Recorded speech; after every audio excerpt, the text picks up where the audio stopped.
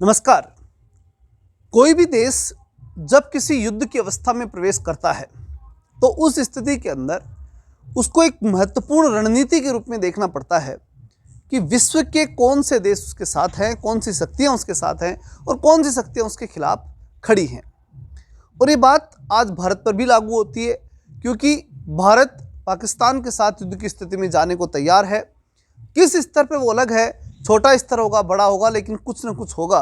तो उस स्तर पे रणनीति बनानी पड़ती है कि अगर कुछ बड़ा हुआ तो हमारे साथ कौन होगा और हमारे विरोध में कौन होगा। ये प्रत्येक देश के लिए ज़रूरी होता है। ये प्रयास पाकिस्तान भी कर रहा है और भारत भी कर रहा है, और दोनों ही स्थितियों के अंदर दोनों देशों के लिए विश्व की अलग अलग प्रतिक्रियाएं भी आ रही हैं। कई देश कह रहे हैं कि भारत के साथ गलत हुआ है, भारत कुछ करता है तो हम उसके साथ हैं। कई अमेरिका जैसे देश शुरू के अंदर ये कह रहे थे कि भारत को जो कुछ करेगा उसके साथ है, और अब कहता है कि युद्ध न करे भारत को रोकने का प्रयास किया जा रहा है अमेरिका के द्वारा। वो उपराष्ट्रपति जो यहाँ पर था, जेडी वेंस, वो उसके सामने सब कुछ हुआ और उसके बावजूद वो ये कह रहा है कि भारत युद्ध न करे। और इसी प्रकार से विभिन्न प्रकार के कूटनीतिक दबाव शुरू हो जाते हैं। तो बहुत महत्वपूर्ण बात सामने आती है कि हमारे साथ कौन हमारे साथ रहेगा। जब हम अगर बुरी अवस्था में, या ऐसे कहें कि हम युद्ध की अवस्था में फंस गए, तो हमारे साथ खड़ा कौन होगा। तो इस बात को जानने के लिए ऐतिहासिक रूप से जानना बहुत जरूरी हो जाता है कि ऐतिहासिक रूप से हमारे साथ किसने कितनी ईमानदारी दिखाई। तो इस बात को जानने से पहले आज की तारीख की ताकत समझनी पड़ेगी कि आज दुनिया की सबसे प्रमुख ताकत कौन है। तो या तो रूस या फिर अमेरिका। ये उस दौर से भी थी, यानी जब शीत युद्ध की शुरुआत हुई थी उस दौर में भी 1947 के बाद, उसमें भी जो है ये दो ही ताकत थी। फिर 90 के दशक में आकर के कुछ हद तक सोवियत संघ कमज़ोर हुआ, यानी सोवियत संघ के नाम से पहले रूस हुआ करता था और वो कमज़ोर हुआ। आज उस सोवियत संघ की जगह रूस ने फिर से अपना स्थान ले लिया और आज फिर दुनिया वापस दो ध्रुवता की तरफ जा रही है, यानी वापस से दो बड़ी प्रमुख ताकतें दिखाई देती हैं। और इन दो प्रमुख ताकतों का सहयोग कोई भी राष्ट्र जब युद्ध की तरफ जाता है तो लेना चाहता है, और उसे मिले तो एक मतलब संबल के रूप में या एक सहयोग के रूप में मिले, ऐसा वो निश्चित रूप से चाहता है। लेकिन महत्वपूर्ण बात है कि भारत के साथ इन दोनों में से जो कोई भी राष्ट्र रहा है तो किस रूप में रहा, और रहा है तो कौन सा रहा है, और वास्तविक रूप से भारत का मित्र इनमें से कौन सा रहा है। तो जब हम बात करते हैं 1947 के बाद की, तो सबसे पहले 47 में ही भारत और पाकिस्तान के बीच कॉन्फ्लिक्ट हो गया था। जब जम्मू कश्मीर को लेकर के जब कबायलियों ने जो है जम्मू कश्मीर पर अटैक किया और हरि सिंह जी ने लिख करके दे दिया कि हम भारत में सम्मिलित होने के लिए तैयार हैं, उस समय हमने जाकर के वहाँ मोर्चा संभाला, और उस समय संयुक्त राष्ट्र संघ ने बीच में आकर के और जो लाइन ऑफ कंट्रोल बनवाई, उसके बाद में आधा हिस्सा जो LOC के नाम POK के नाम से पाकिस्तान के अंदर है और आधा भारत में है, यानी आधे हमारे जम्मू कश्मीर को पाकिस्तान ने कब्जा कर रखा है। ऑक्यूपाई है वो हमारा है, हम जब चाहे तब ले लेंगे, और निश्चित रूप से संभावना बड़े स्तर पर है कि अब की बार हम ले ही लेंगे। लेकिन जो महत्वपूर्ण बात है कि उसके बाद में इन दो महाशक्तियों ने हमारे साथ किस प्रकार का बिहेव रखा, क्या किसने हमारा प्रमुख रूप से सहयोग किया। तो शुरुआती स्तर पर जब हम देखते, जब जवाहरलाल नेहरू प्रधानमंत्री थे, क्योंकि जवाहरलाल नेहरू की विचारधारा समाजवादी थी, तो कुछ हद तक उनका झुकाव जो था वो सोवियत संघ की तरफ था, साम्यवाद की तरफ था। अब उसके बाद में जब जवाहरलाल नेहरू के कार्यकाल के बाद की बात करें और लगातार आगे बढ़ते गए, तो हमारे यहाँ जो प्रमुख रूप से आवश्यकता पड़ी इन ताकतों की, वो पड़ी 1962, 65 और 71, इन युद्धों के अंदर आवश्यकता पड़ी। अब सबसे महत्वपूर्ण पॉइंट आया 1962 में ही, क्योंकि 62 में हमारी लड़ाई थी चीन से। चीन एक साम्यवादी देश और रूस भी साम्यवादी देश, विचारधारात्मक रूप से दोनों आपस में जुड़े हुए देश है। और जब 62 में हमने चीन से लड़ाई लड़ी, उस दौर में समान विचारधारा का होने के बावजूद सोवियत संघ ने चाइना का सहयोग किया, न हमारा किया, बिल्कुल न्यूट्रल रहा। अगर उस दौर में चाइना का सहयोग वो और कर देता तो और भी जो है हमारे लिए बड़ी मुश्किल हो जाती। यहाँ तक कि ये उस समय कहा जा सकता है कि उस समय तक कुछ हद तक अमेरिका ने हमारा सहयोग किया। अमेरिका ने हमारा सहयोग उस समय इसलिए किया कि हम एक साम्यवादी देश से लड़ रहे थे, न कि अमेरिका हमारा कोई सहयोग करना चाहता था। उस समय विचारधारात्मक लड़ाई थी पूरे विश्व में, इसलिए अमेरिका जो एक पूंजीवादी देश था, वो चाइना जो कि एक साम्यवादी देश था, उसके विरुद्ध में लड़ने के लिए भारत को सहयोग करने के लिए तैयार था। लेकिन बड़ी बात यह है कि सोवियत संघ जो कि साम्यवादी देश था, उसने जो है वो हमारे खिलाफ कोई एक्शन नहीं लिया।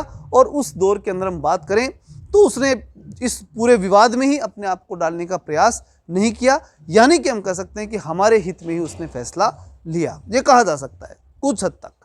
ठीक है, अब उसके बाद में 62 के बाद 65 के युद्ध के अंदर जो मामला था वो द्विपक्षीय था, कोई बड़ी बात नहीं थी। लेकिन जो महत्वपूर्ण था वो था 1971 का, क्योंकि उस दौर में हमने 20 वर्ष की संधि, यानी इंदिरा गांधी ने जाकर के सोवियत संघ से 20 वर्ष की संधि की थी। और उस संधि के तहत सिर्फ सुरक्षात्मक संधि थी, बहुत बड़े उसके अंदर ऐसे कुछ नहीं था कि पूरी तरह से जो है वो सारी सुरक्षा सोवियत संघ हमारी देखेगा, ऐसा कुछ नहीं था। लेकिन एक सुरक्षात्मक रूप से 20 वर्ष तक आप हमारा सहयोग करेंगे, इस प्रकार का एक समझौता हुआ था जो इंदिरा गांधी ने जो है वो सोवियत संघ के साथ किया था। अब 71 में युद्ध हो गया, ठीक है, 20 वर्ष की संधि होने के बाद 71 में युद्ध हुआ। और किस बात को लेकर हुआ, हम बांग्लादेश को आज़ाद कराने निकल चुके थे और उस दौर के अंदर युद्ध स्टार्ट हो गया। अब उस दौर में अमेरिका की भूमिका समझना बहुत जरूरी है।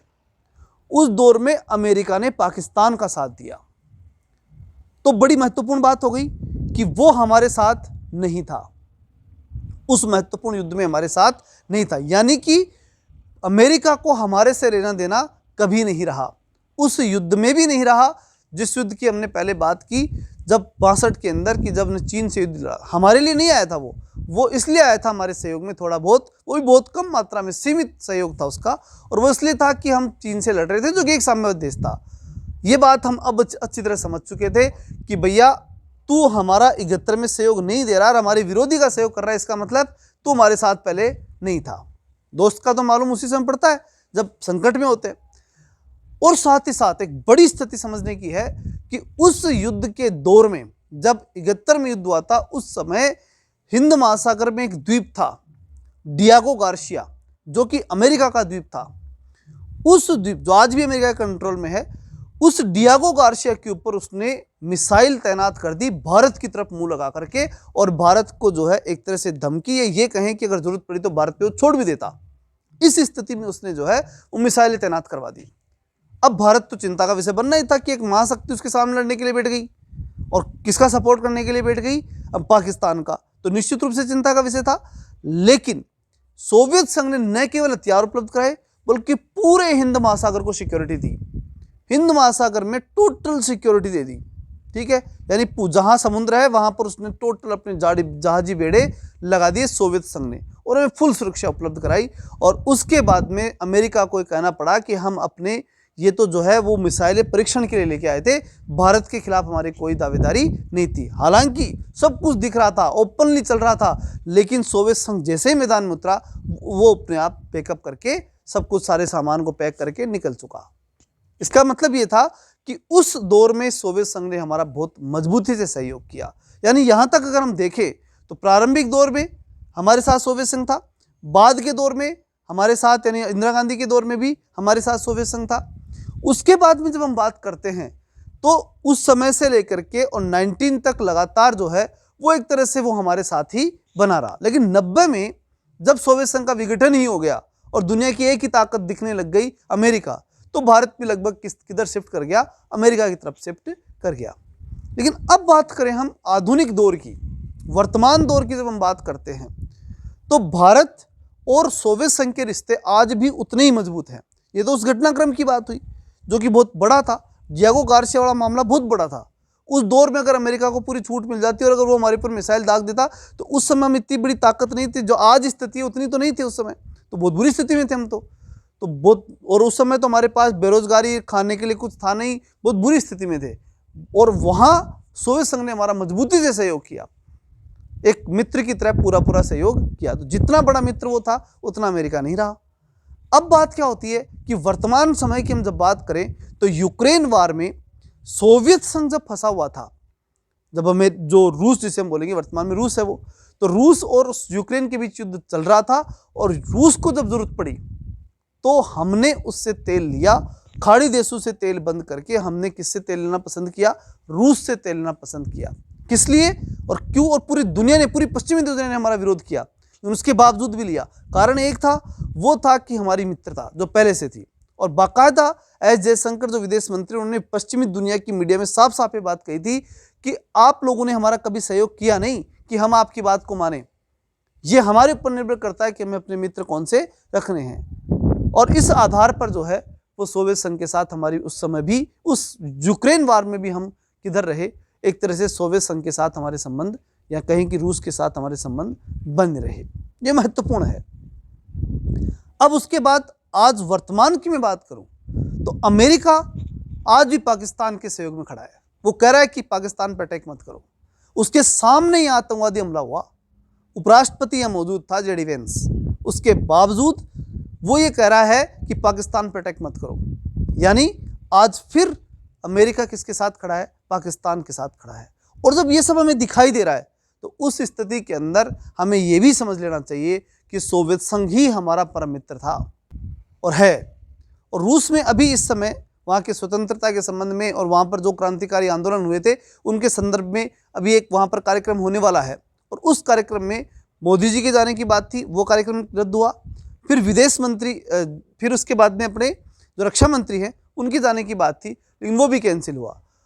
ये दौरे रद्द हुए और उस बात से प्रश्न चिन्ह खड़ा हुआ कि क्या भारत और रूस के बीच में संबंध ठीक नहीं चल रहे। लेकिन इन सब के परिप्रेक्ष्य में अगर देखा जाए तो निश्चित रूप से हम पूरी तरह विश्वस्त हो सकते हैं कि निश्चित रूप से भारत और रूस के बीच में बातचीत हुई है। और उन्होंने एक विश्वास के तहत कि हम इस समय नहीं आ सकते क्योंकि इस समय भारत एक विशेष कंडीशन में फंसा हुआ है, इसलिए नहीं आ सकते। संबंधों की मधुरता के बारे में अगर बात की जाए, इतिहास इस बात का साक्षी है कि भारत और रूस के जितने मधुर संबंध रहेंगे उतने भारत और अमेरिका के संबंध नहीं रह सकते। ये बात स्पष्ट दिखाई देती है। अन्यथा वो अमेरिका जो खुद के ऊपर अटैक होने के बाद पाकिस्तान के एबडा पार्ट में अटैक करने के लिए तैयार था, वो हमारे को ये ज्ञान क्यों देगा कि आप लोग अटैक मत करिए? वो किसके पक्ष में बोलना चाहता है? आज वो पाकिस्तान के पक्ष में बोलना चाहता है। लेकिन पाकिस्तान इस समय भारत के लिए इतनी बुरी बीमारी बन चुका कि अब इसका सॉल्यूशन जरूरी हो गया। एक लाइन कंप्लीट हो गई कि अब इससे आगे बर्दाश्त नहीं कर सकते। और जहां तक दिख रहा है सेना कोई बड़ी रणनीति के साथ उतरेगी। समय जब लिया जाता है ना तो मान के चलिए कि कुछ बड़ा होने वाला है, क्योंकि समय लेने का मतलब है परफेक्ट प्लानिंग के साथ उतरना, जिसमें भारत की इकोनॉमी को नुकसान ना हो, भारत की पब्लिक को नुकसान ना हो, भारत की बाकी चीज़ों को नुकसान ना हो। इस बात का पूरा आकलन साफ साफ ऐसा समझ आ रहा है कि भारत कुछ बड़ा करेगा। और जो बार बार ये जो दावा कि हम पीओके लेके रहेंगे, शायद कुछ हद तक ऐसा लग रहा है कि अब की बार ये सॉल्यूशन होने का पूरा चांसेस है। और इस आधार पर हम कह सकते हैं कि हमें विश्वास भी किस पे ज़्यादा रखना चाहिए? सोवियत संघ या बोले तो रूस के ऊपर। अमेरिका हमारा न कभी था, न है, न होने का। वो हमें कहीं फंसा जरूर दे, ये उसकी रणनीति जरूर हो सकती है। उसने बेचारे यूक्रेन को फंसा दिया, फिर बाद में कह दिया कि हम तो, हमारे राष्ट्रपति बदल गया इसलिए हम तो नहीं मानेंगे इस युद्ध को। पहले जब पहले वाला राष्ट्रपति था तो उस यूक्रेन को कह दिया कि तू लड़ ले इससे, और फिर उसके बाद में राष्ट्रपति बदल गया तो कह दिया कि नहीं भाई हम तो नहीं मानते इस युद्ध को, और फिर उस पुतिन के साथ वहाँ जा करके और इस बेचारे यूक्रेन को मरवा दिया। तो ये महत्वपूर्ण है। अमेरिका किसी का सगा दिखाई नहीं देता, ये उसका इतिहास कहता है। चलिए मिलते हैं नेक्स्ट तथ्यात्मक रूप से, और जो भी करंट इश्यूज जो रहेंगे उनके संदर्भ में आपको जानकारी लगातार मिलती रहेगी। इसे चैनल को सब्सक्राइब करें, लाइक करें, और अगर अच्छा लगा हो तो शेयर जरूर करें। चलिए मिलते हैं नेक्स्ट वीडियो में, तब तक के लिए जय हिंद, जय भारत।